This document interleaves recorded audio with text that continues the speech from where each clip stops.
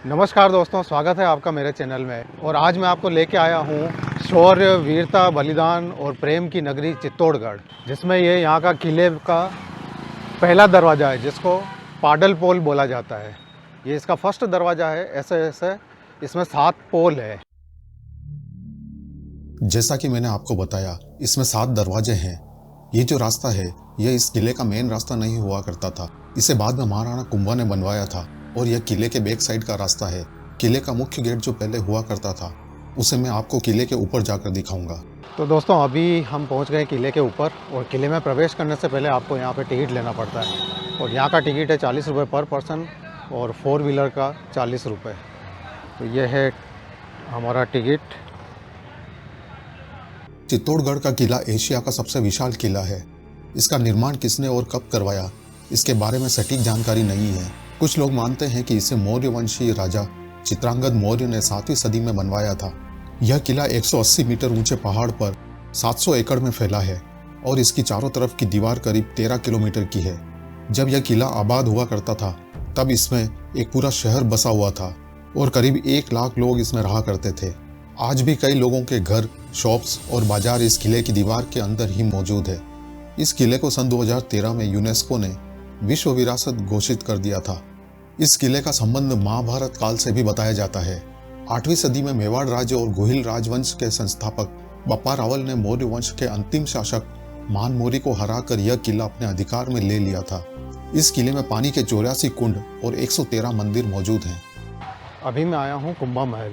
आप जो मेरे पीछे देख रहे हैं, ये है महाराणा कुंभा का महल, जिसे महाराणा कुंभा ने 1433 से 1468 के बीच में अलग अलग कई परिवर्तन करके बनवाया था।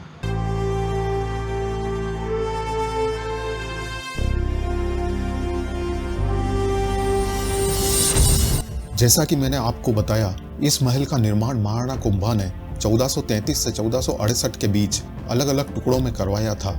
इसमें प्रवेश करने का जो द्वार आप देख रहे हैं, इसे बड़ी पोल कहा जाता है।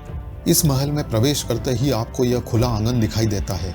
इसी महल में सूरज गोखड़ा और जनाना महल भी बने हुए हैं। महाराणा कुंभा ने 35 वर्ष की कम आयु में ही 32 किलों का और दुर्गों का निर्माण करवाया था।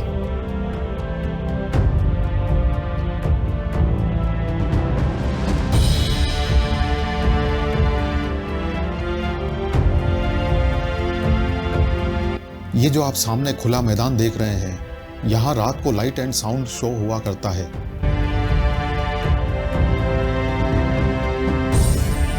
महल के इस भाग में कुंभा रहा करते थे और यह उनका बेडरूम हुआ करता था। यह एक 3 मंजिला इमारत है, जिसकी छत अब गिर चुकी है।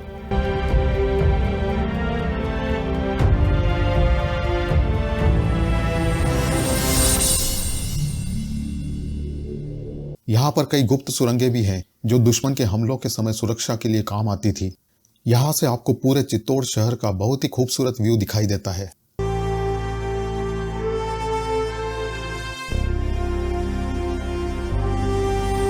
कुंभा महल के दक्षिणी भाग में पन्नादाई का निवास स्थान था, जिन्हें पन्नाधाय भी कहा जाता था। महाराणा सांगा की मृत्यु के बाद एक दासी पुत्र बनवीर राज्य हथियाने के लिए राणा सांगा के पुत्र उदय सिंह को मार देना चाहता था। तब पन्नाधाय ने अपने बेटे का बलिदान देकर उदय सिंह को बचाया था। उस समय महाराणा उदय सिंह की आयु बहुत ही कम थी। अगर पन्नाधाय अपने पुत्र का बलिदान देकर महाराणा उदय सिंह को नहीं बचाती, तो आज ना ही उदयपुर शहर होता और ना ही उनके पुत्र वीर शिरोमणि महाराणा प्रताप होते।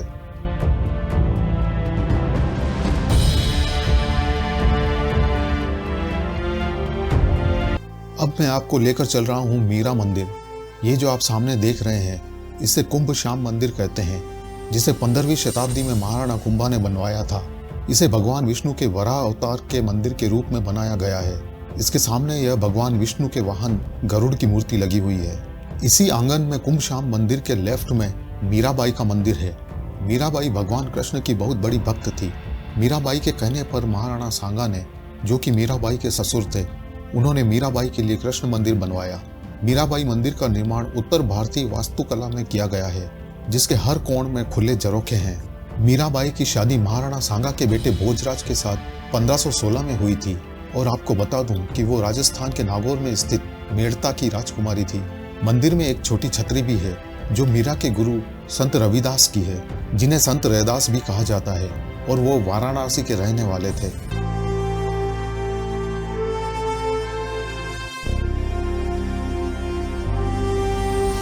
तो दोस्तों अभी मैं आ गया हूँ विजय स्तंभ के पास। ये जो आप मेरे पीछे बिल्डिंग देख रहे हैं, जो टावर नुमा बिल्डिंग है, इसको विजय स्तंभ कहा जाता है या विक्ट्री टावर कहा जाता है।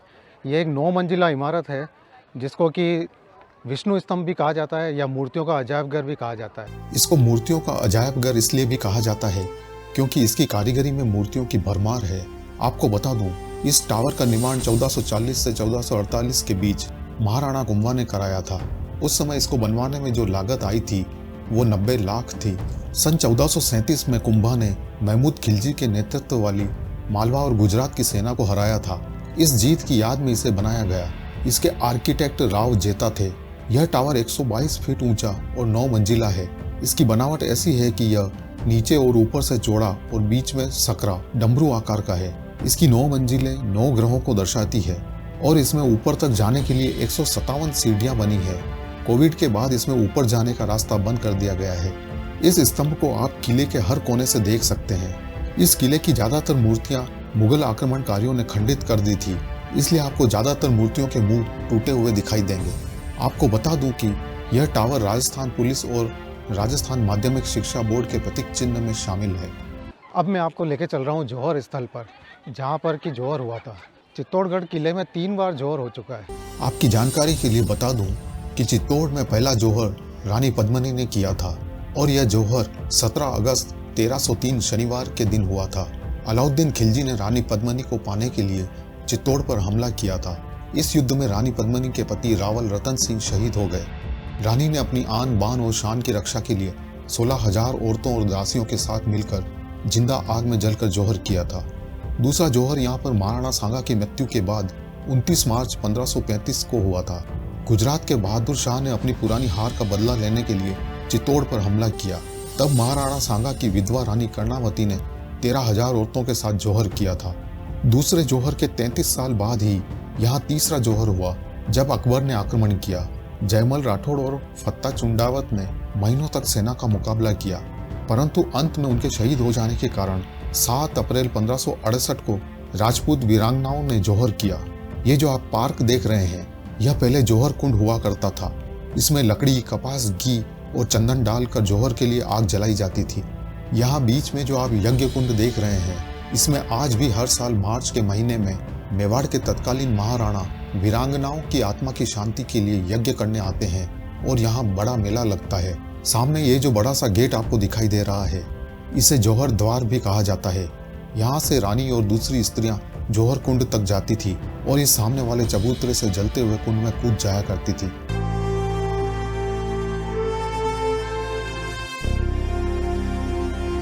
ये जो आप सामने स्थापत्य कला का बेजोड़ नमूना देख रहे हैं, इसे समाधीश्वर मंदिर कहा जाता है। इस मंदिर के तीनों ओर दरवाजे हैं और सामने नंदी की मूर्ति है। इस मंदिर के अंदर जो मूर्ति है वह भगवान शिव की 3 मुंह वाली मूर्ति है, जिसे ब्रह्मा, विष्णु और शिव के रूप में पूजा जाता है।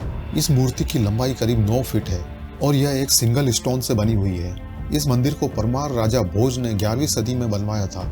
बाद में महाराणा मोकल, जो कि महाराणा कुंभा के पिता थे, उन्होंने 1428 में इसका पुनर्निर्माण करवाया। इस मंदिर में एक मुख्य मंडप है और मंडप की छत पिरामिड नुमा है।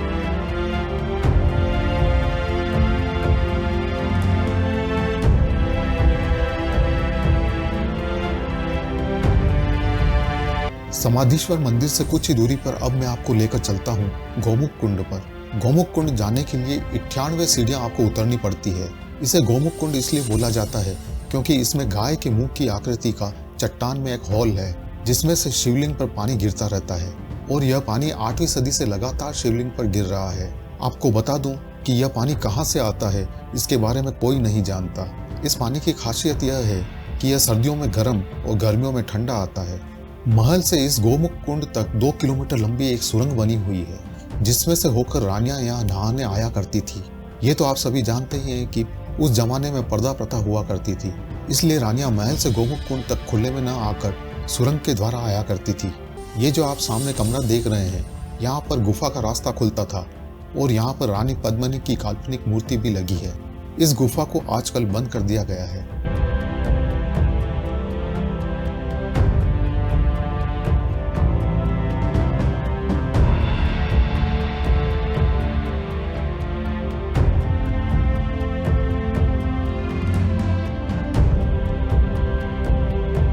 अब मैं आपको लेकर चलता हूँ रानी पद्मिनी के महल में, जिन्हें कुछ लोग रानी पद्मावती के नाम से भी जानते हैं, और यह गोमुख कुंड से 2 किलोमीटर दूर है। इस महल को रावल रतन सिंह ने अपनी पत्नी पद्मिनी के लिए बनवाया था। ये जो महल है ये पानी के बाहर है, ये उनका विंटर पैलेस हुआ करता था, और एक महल पानी के बीच में है जो समर में रुकने के लिए हुआ करता था। इस महल में जो कमरे थे वो अब टूट चुके हैं और इस पूरे महल को अब गार्डन के रूप में बदल दिया गया है। वो जो आप पानी के बीच में देख रहे हैं वो रानी पद्मिनी का समर पैलेस हुआ करता था और इसमें रानी नाव से आया जाया करती थी। जब अलाउद्दीन खिलजी ने रानी पद्मिनी को देखना चाहा था तब रानी को वहां सामने सीढ़ियों पर बिठाया गया था और पानी में जो उनकी परछाई गिर रही थी, अलाउद्दीन को वो परछाई यहाँ ऊपर कमरे में लगे शीशे में दिखाई गई थी। अभी यहाँ से वो शीशे हटा दिए गए हैं।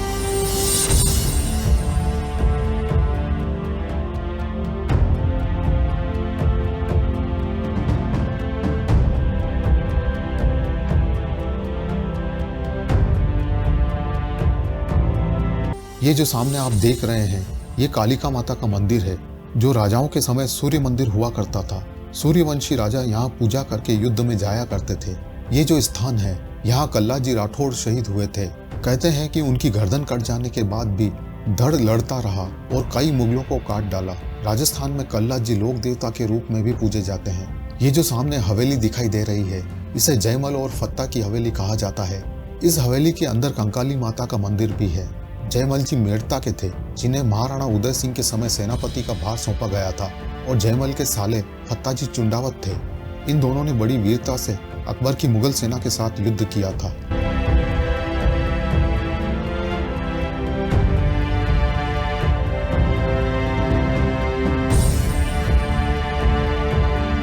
ये जो सामने तालाब दिखाई दे रहा है इसे भीमलत तालाब कहते हैं इसका निर्माण भीम ने करवाया था। और ये चित्रांगद तालाब है जिसके बारे में कहा जाता है कि इस किले का निर्माण करने वाले राजा चित्रांगद मौर्य ने इसे बनवाया था। सामने जो आप पहाड़ी देख रहे हैं उसे कुंभकर्ण पहाड़ी कहा जाता है, क्योंकि देखने में ऐसा लगता है जैसे कोई विशाल आदमी लेटा हुआ हो। मैंने आपको शुरू में बताया था कि पहले किले का मेन गेट अलग हुआ करता था। आप जो सामने देख रहे हैं यह वही गेट है जिसे सूरज पोल कहा जाता है। यह दरवाजा पूर्व में है और सूरज की पहली किरण इस पर पड़ती है, इसलिए इसे सूरज पोल कहा जाता है। इस दरवाजे पर जो ये आप लोहे की कीलें लगी हुई देख रहे हैं, ये दरवाजे को युद्ध के समय हाथियों की टक्कर से बचाने के लिए लगाई जाती थी।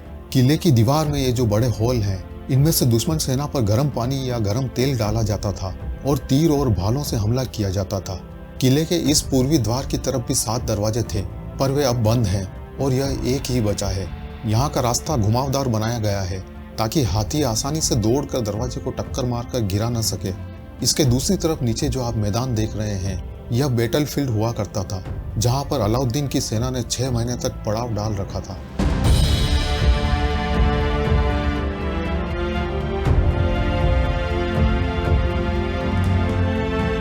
चित्तौड़गढ़ किले में विजय स्तंभ के अलावा एक और टावर है जिसे कीर्ति स्तंभ कहा जाता है। यह जैनियों के प्रथम तीर्थंकर आदिनाथ को समर्पित है। इसको जीजा बगेरवाल और पुन्या सिंह ने 1301 में बनवाया था। ये जैन थे और राजाओं के धन और खजाने का हिसाब किताब रखा करते थे। यह स्तंभ 24.5 मीटर ऊंचा है और इसमें 6 मंजिलें हैं। इसमें ऊपर जाने के लिए सीढ़ियां बनी है जिन्हें अब बंद कर दिया गया है। इसके चारों दिशाओं में 4 तीर्थंकरों की मूर्तियां हैं। इसके पास ही ऊंचे चबूतरे पर एक जैन मंदिर भी बनाया गया है जो 14वीं सदी का बना हुआ है। मंदिर की मूर्तियां भी आक्रमणकारी मुगलों ने तोड़ दी थी, जिन्हें बाद में वापस लगाया गया था।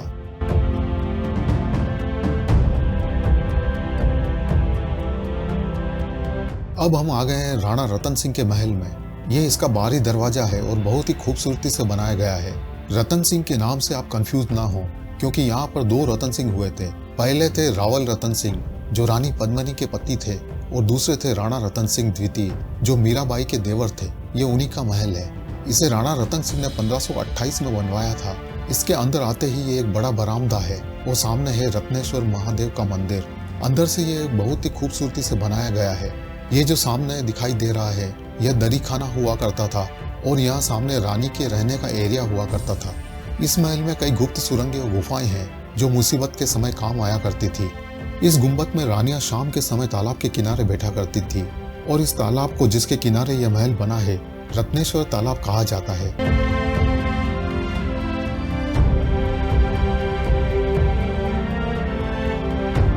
कई बलिदानों और लड़ाइयों का साक्षी रहा चित्तौड़गढ़ का यह किला आज भी अपने गौरव के साथ खड़ा है। तो दोस्तों ये था आज का वीडियो। आशा करता हूँ आपको पसंद आया होगा। और अगर आपको वीडियो अच्छा लगा तो प्लीज़ लाइक एंड शेयर ज़रूर करें। और अगर आप चैनल पर नए हैं तो सब्सक्राइब करना ना भूलें। फिर मिलेंगे एक नई वीडियो में, तब तक के लिए बाय।